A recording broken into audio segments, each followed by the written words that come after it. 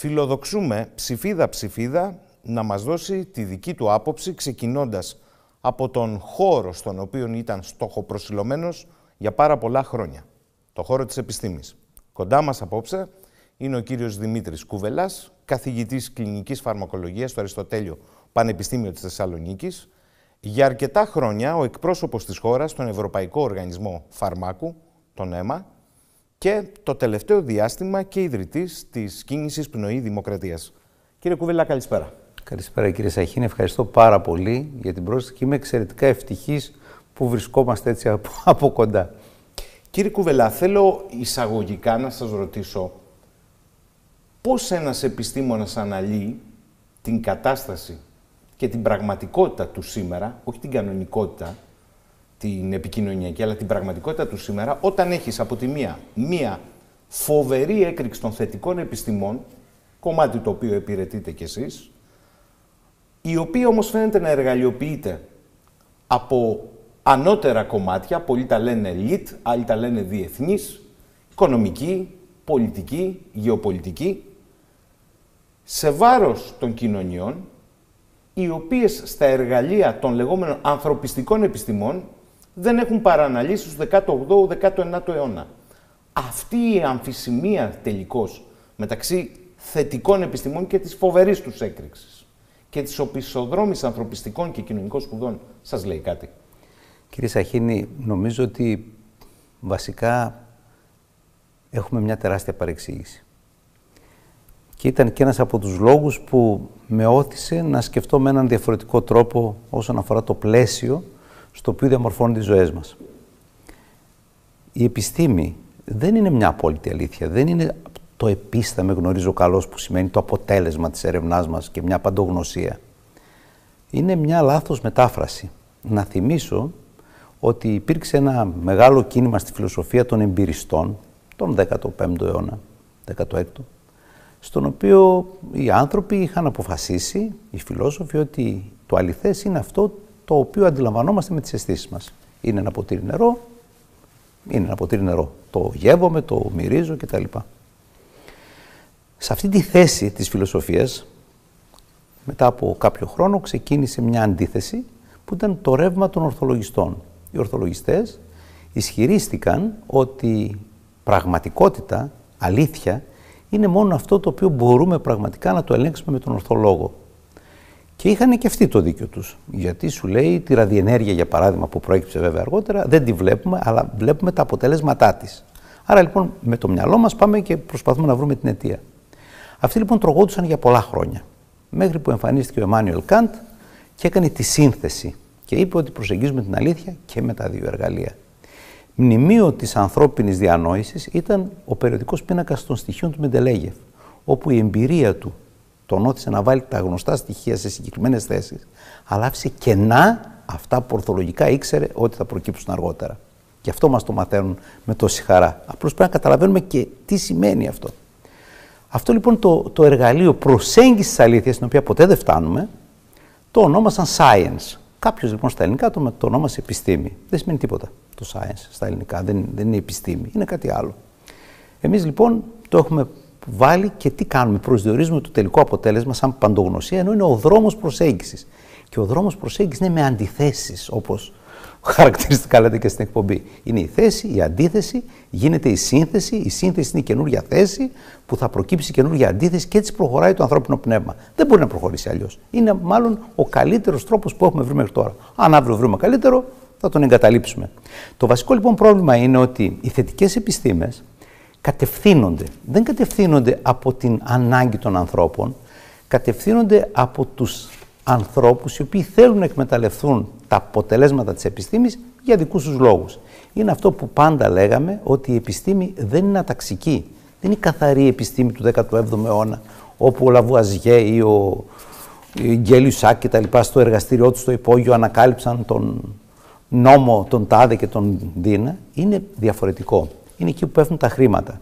Και αυτό είχα την ατυχία, εντός εισαγωγικών, να το δω πάρα πολύ έντονα σε εγκρίσεις των νέων φαρμάκων, όπου μια εταιρεία υποχρεούται να καταθέσει φακέλους για να εγκριθεί και βλέπεις, ας πούμε, σε ένα προϊόν συγκεκριμένο 2 μελέτες. Εάν πας σε ένα site που υπάρχει, το clinicaltrials.gov, και δεις με τον κωδικό του φαρμάκου πόσες μελέτες έκανε η εταιρεία, θα δεις 90. Γιατί τα άλλα 88 αποτελέσματα δεν τα βλέπουμε? Γιατί? Θα πρέπει κανονικά μας τα δείχνει όλα. Αυτή λοιπόν λέει ότι είχαν αστοχία, κακό σχεδιασμό. Αυτά είναι ανοησίες. Ουσιαστικά κάνουν αυτό που λέμε cherry picking. Μαζεύουν τα καλά. Κάνουν πολλά, στατιστικά 1-2 θα τους κάτσουν, διαλέγουν αυτά παρουσιάζουν και έτσι προχωράει το πράγμα. Που σημαίνει ότι υπάρχει μια μόνιμη παραπληροφόρηση.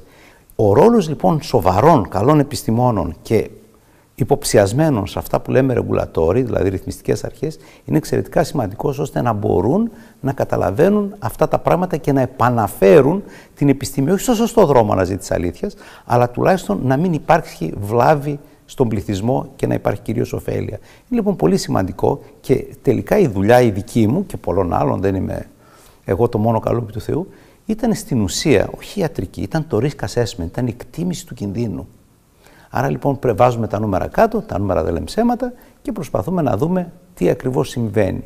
Αν ο πληθυσμός δεν μπορεί να το καταλάβει, δεν έχουμε ποτέ μας αυτή την αντίδραση που θα έπρεπε να έχουμε. Αν λοιπόν αυτοί οι οποίοι παραγγέλνουν την έρευνα, την οδηγούν εκεί που θέλουν και την επιβάλλουν με τον τρόπο που θέλουν, πραγματικά οι άνθρωποι δεν θα έχουμε ποτέ ασφάλεια σε σχέση ούτε με τα φάρμακα, ούτε με τα ενεργειακά, ούτε με τίποτα, στην κυριολεξία με τίποτα. Γιατί αυτό που ουσιαστικά προστατεύει τον άνθρωπο είναι ο τρόπος του εργαλείου που θα διαχειριστούμε τις ανακαλύψεις. Άρα λοιπόν η πολιτική. Δεν είναι λοιπόν η επιστήμη ένας απόλυτος τρόπος προσέγγισης της αλήθειας, είναι μια προσέγγιση της αλήθειας η οποία αλλάζει συνέχεια. Και εμείς πρέπει να είμαστε αρκετά ευέλικτοι, ώστε όταν καταλάβουμε ότι κάτι κάνουμε λάθος, να μπορέσουμε να το τροποποιήσουμε γρήγορα για να σταματήσει το κακό εδώ. Έτσι τα παιδιά μας θα έχουν μια καλύτερη υγεία, μια καλύτερη διαχείριση ενέργειας κτλ. Αυτή είναι η φιλοσοφία πίσω από τα επιστημονικά δεδομένα και την έρευνα. Να θυμίσω δε και λυπάμαι, συγγνώμη που καταχρώμε λίγο το χρόνο, όλοι οι άνθρωποι που έχουμε ακαδημαϊκή καριέρα βάζουμε στο τέλος, κοτσάρουμε μετά το όνομά μας και ένα PhD. Αυτό σημαίνει philosophy doctor. Εγώ philosophy doctor, της φιλοσοφίας philosophy doctor, της χημείας philosophy doctor. Γιατί όμως όλοι είμαστε philosophy doctor? Είμαστε philosophy doctor γιατί έχουμε ίδια μέθοδο. Η μέθοδος μας είναι αυτή. Εμπειρισμός και ορθολογισμός. Αναλύουμε, προσεγγίζουμε, έχουμε την υπόθεση εργασίας, αποδεικνύεται ή απορρίπτεται και έτσι πάμε λίγο παρακάτω. Είμαστε στο ίδιο ερευνητικό δρόμο,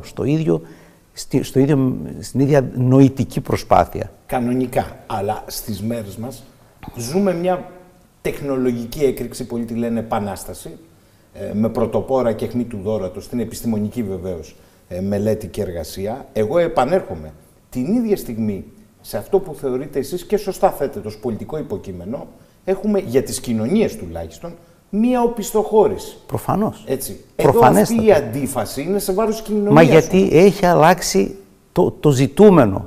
Η επιστήμη, δηλαδή αυτή η προσπάθεια, δεν επιδιώκει το καλό των ανθρώπων. Επιδιώκει να φέρνει στην επιφάνεια τα συμφέροντα κάποιων ελίτ, όπως είπατε εσείς, που δεν ξέρουμε και ποια είναι ακριβώς. Να σας πω ένα παράδειγμα. Η ανθρωπότητα για να αυγατήσει χρειάζεται παραγωγή. Παραγωγή τροφίμων, παραγωγή ενέργειας, παραγωγή ρούχων, τα πάντα. Πρωτογενής τομέας, δευτερογενής τομέας, όλα. Γιατί στρέφονται τόσο έντονα εναντίον της παραγωγής? Για ποιο λόγο με διάφορα έτσι επιστημονικά τσιτάτα ασχολούνται τόσο πολύ με την πράσινη ανάπτυξη, με τα πράσινα άλογα κτλ. Γιατί? Είναι βέβαιο ότι ο πλανήτης καταστρέφεται? Όχι. Δεν είναι καθόλου βέβαιο. Για την ακρίβεια, μάλλον δεν καταστρέφεται. Όσο και να προσπαθήσουμε λίγο του ξύνουμε την επιφάνεια. Το διοξείδιο του άνθρακα που τόσο πολύ κατηγορήθηκε είναι ένα μόριο που είναι συμμετρικό. Δεν μπορεί να κρατάει ενέργεια. Δεν γίνεται. Άρα λοιπόν, πρώτον, δεν φαίνεται ότι αυτό θα μπορούσε να δημιουργεί φαινόμενο του θερμοκηπίου από την αρχή, αν κάποιος ξέρει χημεία Δευτέρα Γυμνασίου. Το δεύτερο, πιο ουσιώδες, είναι ότι το διοξείδιο του άνθρακα, από τη Δευτέρα Γυμνασίου πάλι, έχει μοριακό βάρος 44. Είναι ο άνθρακας 12 και τα δύο οξυγόνα από 16-32 και 12-44. Εύκολο. Η ατμόσφαιρα έχει μέσο μοριακό βάρος γύρω στο 20. Άρα το διοξείδιο του άνθρακα κάθεται χαμηλά. Δεν μπορεί να πάει ψηλά. Και τι κάνει χαμηλά? Το τρώνε τα φυτά. Να θυμίσω ότι τα τεράστια αποθέματα που είχε ο πλανήτης στην αρχή της δημιουργίας διοξιδίου τα φάγαν τα πτεριδόφυτα. οι φτέρες. Έτσι δημιουργήθηκε το οξυγόνο και έτσι ευδοκίμησε η ζωή. Άρα, ό,τι διοξίδιο και να βγει, τα φυτά θα το καταναλώσουν. Αν υπάρχουν φυτά, αν έχουν γίνει φωτοβολταϊκά, δεν είμαι βέβαιος. Αν έχουν καεί δάση. Αν έχουν καεί δάση. Αν πέφτουν χιλιάδες τόνοι βομβών για να το ανοίξουν. Χημικά, απ' όλα, βεβαίως. Μα όχι, εγώ δεν πάω τώρα στον πόλεμο, πάω και στα ειρηνικά. Αντικαθιστώ την παραγωγή με φωτοβολταϊκά για οικολογικούς λόγους. Δεν γίνεται. Αν εξαντλήσω τα αποθέματα της γης με τα βαριά μέταλλα για να κάνω τις μπαταρίες, και αυτό δεν γίνεται. Ενώ λοιπόν η ενέργεια θα έπρεπε να μπορούμε να τη διαχειριζόμαστε καλύτερα, υπάρχουν πολλοί τρόποι. Πάρα πολλοί τρόποι. Για παράδειγμα, η δυναμική ενέργεια. Όταν εγώ έχω τζάμπα τον ήλιο και μπορώ να βάλω τα φωτοβολταϊκά, όχι σε καλλιεργήσιμες εκτάσεις, έχουμε τόσα εγκατελειμμένα λατομεία. Και είναι και κακόγουστα, είναι μια ασχήμια. Βάλτε εκεί πέρα τα φωτοβολταϊκά. Μπορούν να παράξουν ενέργεια, φτηνή ενέργεια, όχι να την πάρουν αντάλλα βεριτζίδες και να την πουλάνε 10 φορές παραπάνω. Μιλάμε για μερικά λεπτά. Τόσο είναι το κόστος της ενέργειας. Μπορούμε να χρησιμοποιούμε την ενέργεια όταν παράγεται, να κινούμε κάποιες μηχανές, κάποιες ηλεκτρικές μηχανές δηλαδή, να ανεβάζουμε το νερό σε μια δεξαμενή.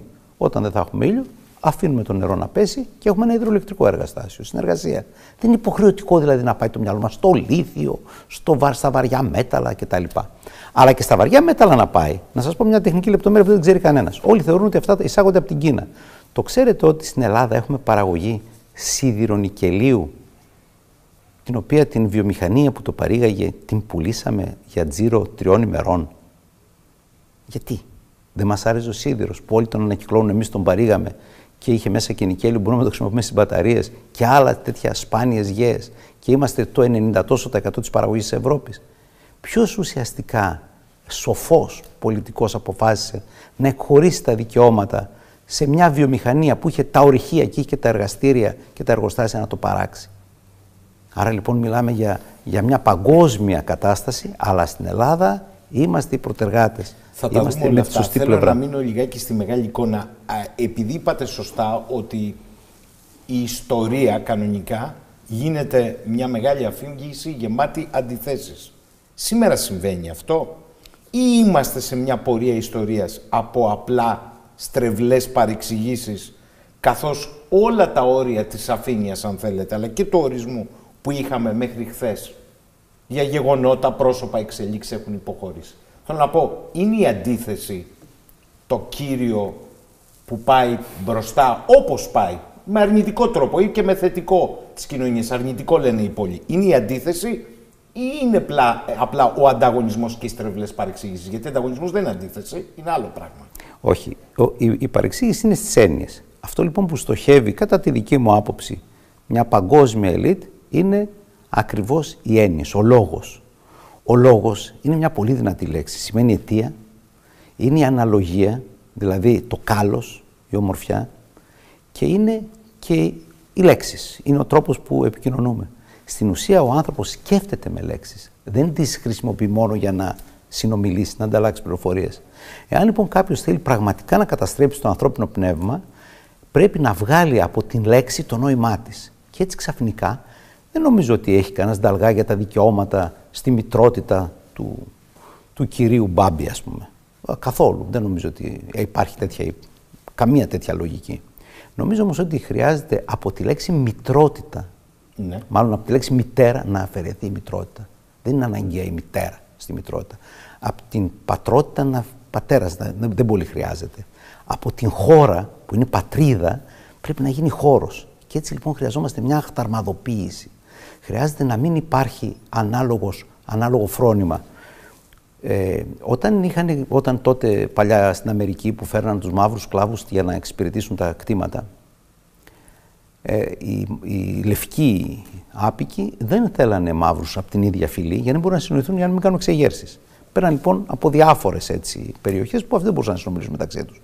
Αυτό λοιπόν ήταν μια πάρα πολύ όμορφη γλωσσολογική εμπειρία, γιατί αυτοί οι άνθρωποι ανέπτυξαν μια γλώσσα δική τους, που ονομάστηκαν γλώσσες κρεόλ, όπου η πρώτη γενιά είχε ρήματα του αφέντη και ουσιαστικά ό,τι βρίσκανε, και στην δεύτερη γενιά όμως είχε μια δομή γλώσσα, που έμοιαζε πάρα πολύ.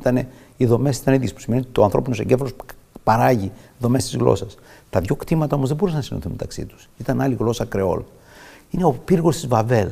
Αυτό λοιπόν που δεν μπορούσαν πια να συνηθούν οι άνθρωποι είναι η γλώσσα. Γιατί δεν μπορούν καν να σκεφτούν με τον ίδιο τρόπο.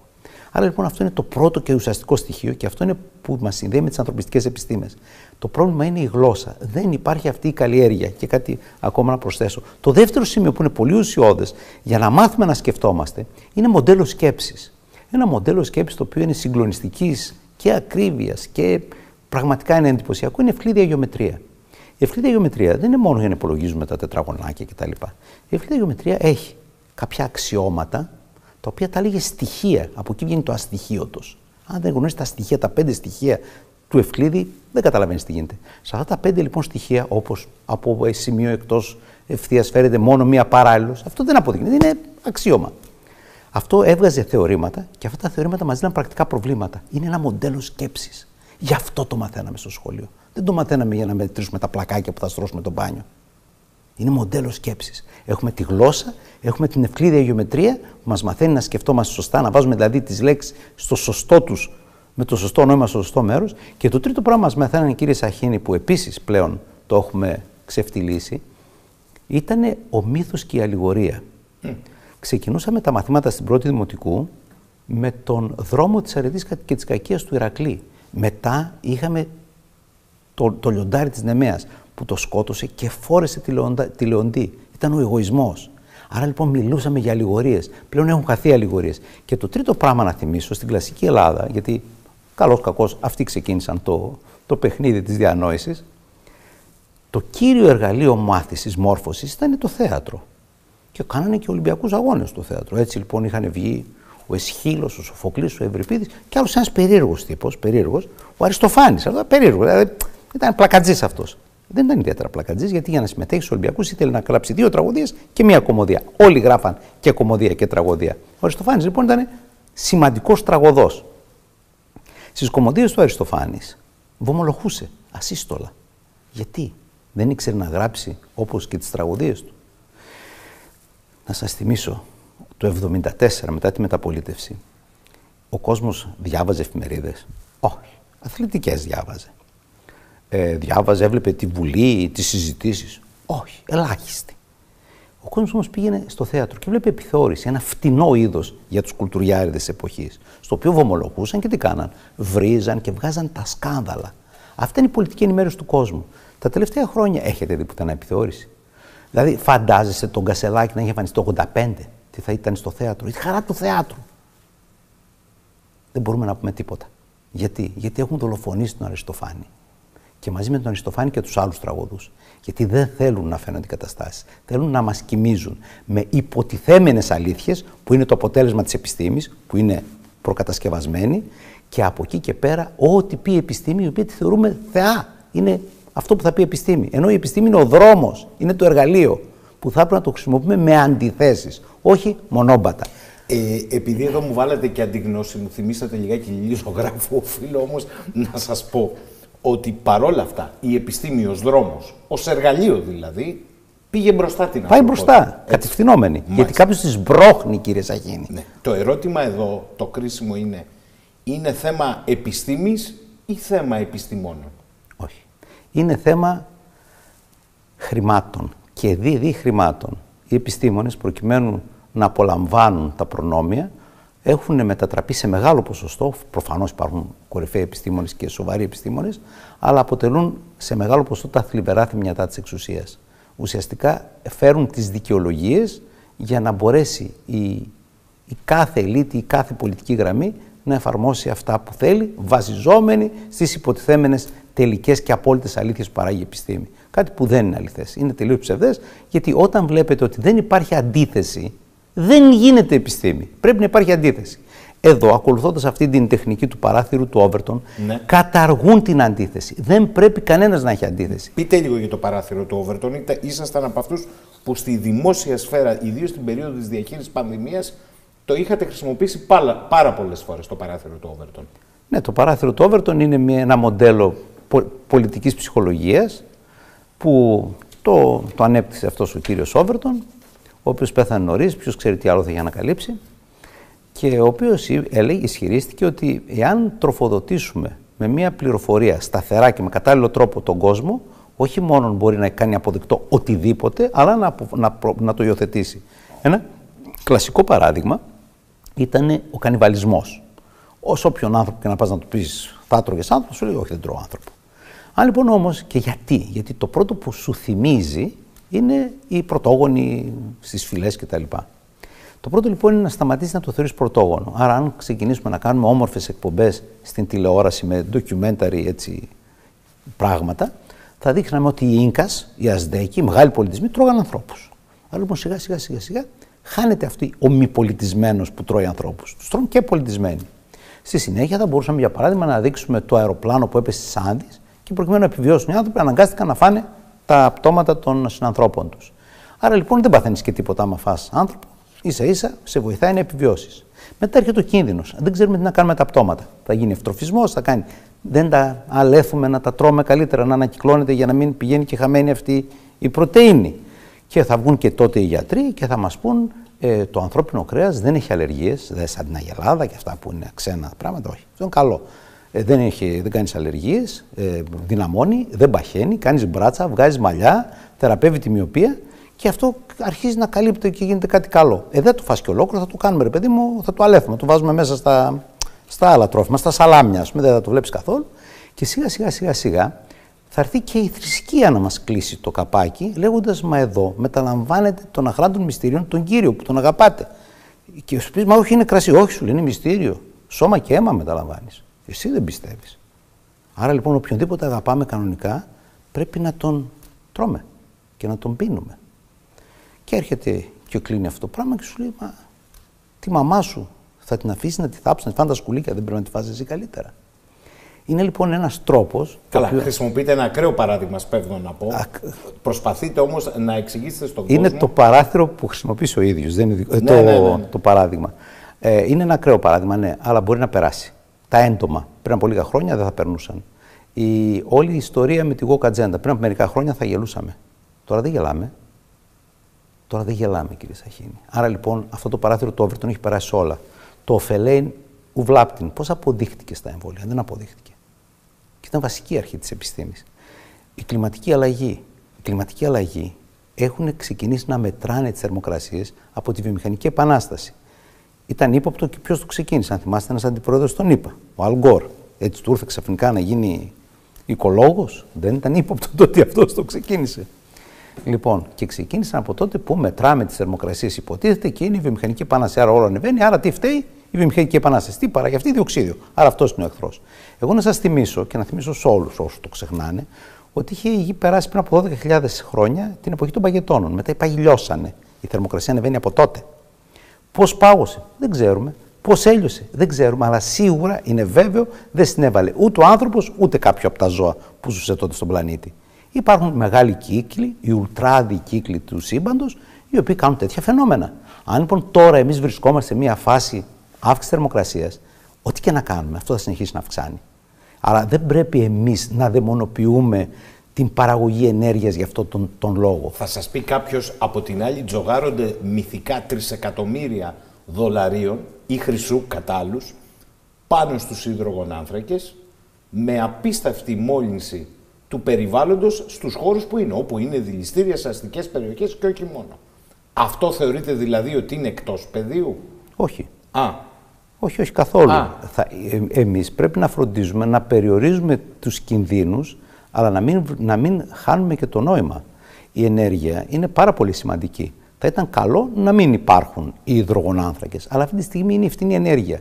Αν αυτή τη στιγμή εμείς σε ένα μέσο νοικοκυριό δεκαπλασιάσουμε ή κατονταπλασιάσουμε την τιμή της ενέργειας, τότε πώς θα ζήσουν αυτοί οι άνθρωποι? Να σας θυμίσω αυτό που και στην δική σας εκπομπή έχει πει ο Γιάννης Ιωαννίδης. Η μοναδική αιτία νόσου είναι η φτώχεια. Είναι η φτώχεια. Χωρίς ενέργεια δεν μπορούμε να κάνουμε τίποτα. Άρα λοιπόν στην ουσία είναι μια ζυγαριά που πρέπει να εκτιμήσουμε. Προφανέστατα οι εναλλακτικές μορφές είναι κάτι που πρέπει να χρησιμοποιήσουμε. Η πυρηνική ενέργεια είναι ίσως η πιο καθαρή. Απλά στην Ευρώπη έχουμε έναν πράσινο μορμονισμό, σαν να είμαστε το κέντρο του πλανήτη με το Green Deal, όταν δεν έχουν συζητήσει καν με τους Αμερικανούς, τους Κινέζους, τους Ινδούς, τους Ρώσους, τους Νοτιοαφρικανούς, οι οποίοι συνεχίζουν με τη δική τους ενεργειακή πολιτική. Το λέω γιατί έχουμε και τους αγρότες, θα το δούμε στη συνέχεια. Θέλω να μείνω λίγο όμως στο πεδίο της καθαρής επιστήμης. Επειδή την έχετε ζήσει και από την καλή και από την ανάποδη και έχετε εκπροσωπήσει τη χώρα για μακρό διάστημα στον Ευρωπαϊκό Οργανισμό Φαρμάκου. Θα σας ρωτήσω ευθέως.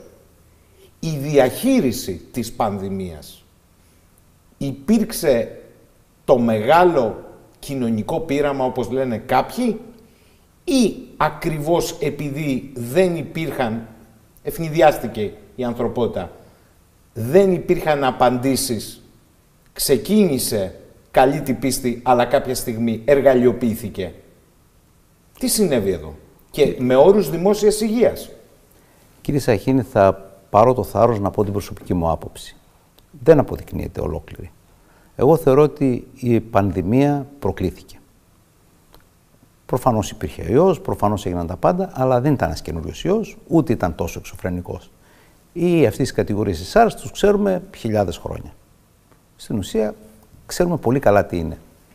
Ο ίδιος ο ιός συνδέεται με ένα συγκεκριμένο υποδοχέα που ξέρουμε που βρίσκεται και ξέρουμε και τι βλάβες κάνει η σύνδεσή του στα κύτταρα. Μηδενικές. Άρα λοιπόν, πώς γίνονται αυτοί οι θάνατοι που περιγράφηκαν τόσο γλαφυρά σε όλη την ανθρωπότητα? Κάποιοι άνθρωποι είχαν πρόβλημα στο συγκεκριμένη πρωτεΐνη του ιού, όπως κάποιοι έχουν στη γύρι. Ένα κίνδυνο πράγμα, η γύρι, κάποιους ανθρώπους μπορεί να τους πεθάνει. Αυτό λοιπόν πώς το ξέρουμε? Γιατί όλοι ακούσανε ότι ξεκινούσε αυτό που λέμε καταιγίδα κυτοκινών. Καταιγίδα κυτοκινών είναι μια έντονη αλλεργική αντίδραση. Βγαίνουν ουσίες οι οποίες κάνουν αγκιόσπασμο, φεύγει το υγρό μέσα από τα αγκία, γεμίζει τον πνεύμονα κτλ. Έχουμε φάρμακα για αυτή τη δουλειά? Βεβαίως. Σε όλα τα παιδάκια που έχουν αλλεργίες δίνουμε αντισταμινικά. Γιατί δώσαμε αντισταμινικά στον κορονοϊό, κύριε Σαχίνη? Γιατί αποφύγαμε και να τα θίξουμε. Αντίθετος πήγαμε σε θεραπείες όπως η υδροξυλωροκίνη, ένα φάρμακο για την ελονοσία. Δεν είναι καθόλου βέβαιο ότι σκοτώνει τον ιό. Ο ιός δεν σκοτώνεται γιατί δεν είναι ζωντανός. Είναι μια συστοιχεία πρωτεϊνών. Επομένως δεν έχουμε κανένα λόγο να δώσουμε την υδροξυλωροκίνη και να προσπαθούμε να αναπτύξουμε θεωρία πώς θα δουλεύει ίσως. Και γιατί ήταν λάθος? Εγώ το είχα πει δημοσίως πάρα πολλές φορές. Η υδροξυλωροκίνη έχει μια σημαντική ανεπιθύμητη που είναι μια βαριά αριθμία. Λέγεται QT prolongation, η επιμήκυση του διαστήματος στο καρδιογράφημα QT. Ταυτοχρόνως, το δεύτερο κορυφαίο που έκαναν ήταν ότι συνδύαζαν με ένα αντιβιωτικό, το οποίο επίσης δεν σκοτώνει τους ιούς, που ήταν η αζιτρομικίνη. Ανοίξει μια μεγάλη κατηγορία, τη λέμε μακρολίδια, που έχει την ίδια παρενέργεια, QT prolongation. Εάν τα δώσεις μαζί, έχουν δυναμική συνέργεια και πρέπει να πέθαναν πάρα πολλοί άνθρωποι από το συνδυασμό αυτό, κύριε Σαχίνη, που και τα δύο δεν είχαν ένδειξη. Τώρα, αν θέλαμε να είμαστε νόμιμοι, αν πιστεύαμε ότι κάτι θα γίνει και όντως φοβόμασταν, δεν μπορούσε η Επιτροπή των Ειδικών να δώσει ένδειξη. Μόνο νεόφ έχει αυτή την δυνατότητα. Είδατε στον νεόφ να μπλέκει? Όχι. Άρα λοιπόν δώσαν δύο φάρμακα εκτός ένδειξης. Off-label χρήση είναι ποινικό αδίκημα στην ιατρική, κύριε Σαχίνη. Είναι ποινικό. Δεν το άκουσε κανένας. Το δώσανε. Και πού? Μέσα στις μονάδες. Όταν ο άλλος είχε πνευμονικό είδημα, έπαιρνε και ένα φάρμακο που του καθυστερούσε τον καρδιακό ρυθμό, άρα δυσκολεύεται η καρδιά να τρομπάρει τα υγρά. Άρα λοιπόν αυτό δεν το ξέραν όλοι αυτοί οι γιατροί? Το ξέραν, αλλά το ξέχασαν. Γιατί οι γιατροί είναι τα τελευταία χρόνια πάρα πολύ εξαρτημένοι από τις οδηγίες, τα guidelines, γιατί φοβόμαστε. Κάνουν αμυντική ιατρική. Όταν λοιπόν η κυβέρνηση σου λέει αυτό θα δίνεις, δεν το πολύ σκέφτεται, αυτό δίνει. Αν το είχε σκεφτεί, θα το δίνει. Το δεύτερο πράγμα που ακολούθησε ήταν όταν είδαν ότι η υδροξυλωροκίνη είναι μάπα το καρπούζι, και να μου επιτραπεί η έκφραση, μετά βρέθηκε κάποιος άλλος κορυφαίος ερευνητής και πρότεινε να δίνουμε κολχικίνη. Ένα άλλο φάρμακο, το δίνουμε στο μεσογειακό πυρετό, γιατί θα βοηθούσε. Χωρίς κανένα δεδομένο. Κανένα απολύτως δεδομένο. Τα μονοκλονικά αντισώματα που είχε πάρει ο πρόεδρος Τραμπ, διάφοροι ιερείς κτλ. Δεν τα δώσανε. Ήταν, λέει, ακριβά. Κάνετε λάθος. Ήταν πολύ φτηνά σε σχέση με τη ρεμδεσιβίρη που δίνανε, γιατί η ρεμδεσιβίρη έκανε 4 χιλιάρικα, 1 χιλιάρικο κάνανε τα αντισώματα. Άρα λοιπόν ήταν και φτηνότερο και αποτελεσματικό. Αυτό λοιπόν, χωρίς να έχω καμία διάθεση να είμαι συνωμοσιολόγος, είναι ύποπτο, κύριε Σαχίνη. Είναι εξαιρετικά ύποπτο. Άρα λοιπόν στην ουσία μιλάμε για μια παγκόσμια περίεργη κατάσταση. Δεν τους ξέφυγε. Να σας θυμίσω ότι η ανθρωπότητα ποτέ δεν σκάβει τάφους. Ποτέ. Πριν κάποιος πεθάνει. Δηλαδή εγώ είχα τη μαμά μου ζωντανή, είχε Αλτσχάιμερ, το ήξερα ότι όπου να είναι θα καταλήξει, αλλά δεν πήγα να σκάψω ένα τάφο, τι θα μου φύγει το πτώμα. Ο μπαμπάς μου είναι 93 ετών. Θεωρητικά πρέπει να προετοιμαζόμαστε. Τι να κάνω, πάω να σκάψω ένα τάφο, τον βάλω και δίπλα, μην τυχόν και κουραστώ να τον κουβαλήσω όταν θα πεθάνει. Δεν θέλω να πεθάνει ο πατέρας μου, κύριε Σαχίνη. Κανένας μας δεν θέλει να πεθάνουν οι αγαπημένοι του. Και όχι μόνο οι αγαπημένοι του. Κανένας άνθρωπος δεν θέλει να πεθαίνει. Είναι μια τυπική αντίδραση για τον κοινωνικό ιστό. Αυτό μας κρατάει ενωμένους. Άρα λοιπόν δεν κάνουμε τέτοια πράγματα. Το κάναν κάποιοι σαδιστές όταν ήταν να εκτελέσουν κάποιον που τον έβαζαν να σκάβει τον ίδιο τον τάφο. Άρα λοιπόν μιλάμε για μια σαδιστική πολιτική να σκάβουμε τάφους πριν τα πτώματα. Θα σας πει κάποιος γινόταν προληπτικά για υγειονομικούς λόγους για να μην έχουν. Ορίστε. Τους βάζουμε στα ψυγεία τους ανθρώπους που έχουν πεθάνει και έχουμε πάρα πολλά. Επίσης θα μπορούσαμε να τους καίμε στα κρεματόρια. Επίσης να τους τυλίγουμε με ζελατίνες ήταν αστείο γιατί είναι εγκλωβισμένοι μες στο κύτταρο όταν πεθάνεις δεν βγαίνουν, επομένως δεν κινδυνεύει κανένας. Και το πιο συγκλονιστικό ήταν που τους άβαμε εκτός των νεκροταφείων, μην τυχόν και κολλήσουν τα άλλα πτώματα.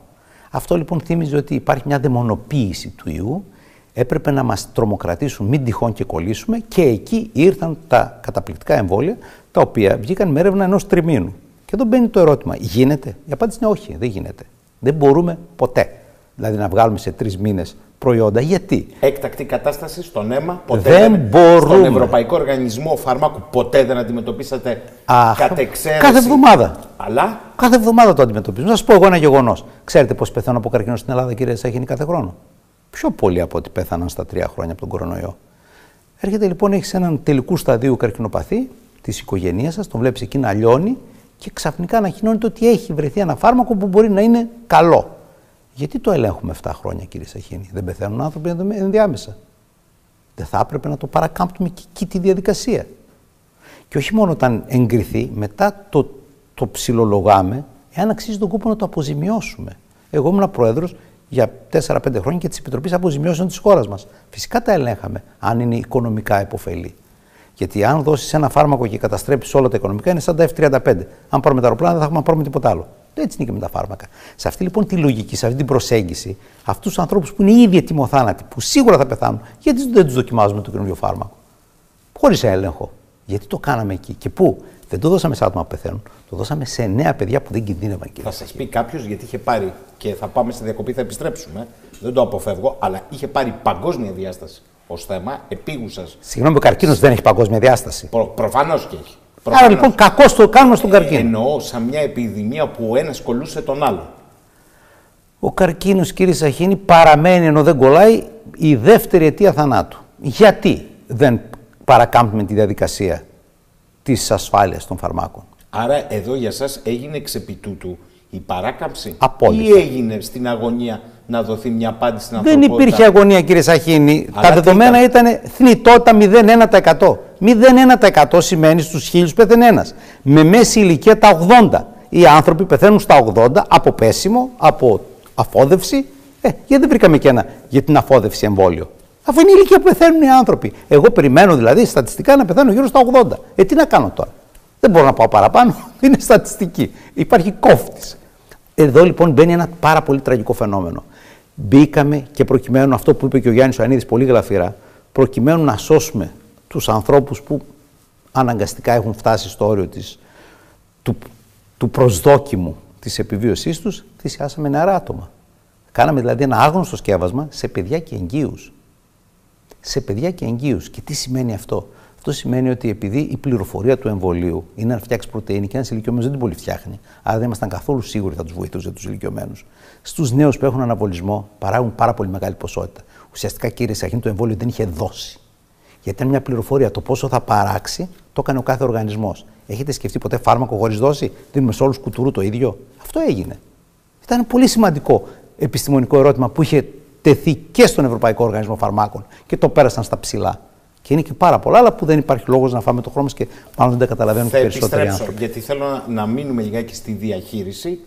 Αν θεωρείτε ότι αναδείχθηκε ο ρόλος της δημόσιας υγείας, αλλά αναδείχθηκε ως έπρεπε, γιατί φτάνουμε και στο σήμερα και ιδίως στην Ελλάδα σήμερα, με την κατάσταση στον χώρο της δημόσιας υγείας και τις νέες ανακοινώσεις, μπαίνουμε και σε ένα άλλο πλαίσιο. Σύντομη διακοπή και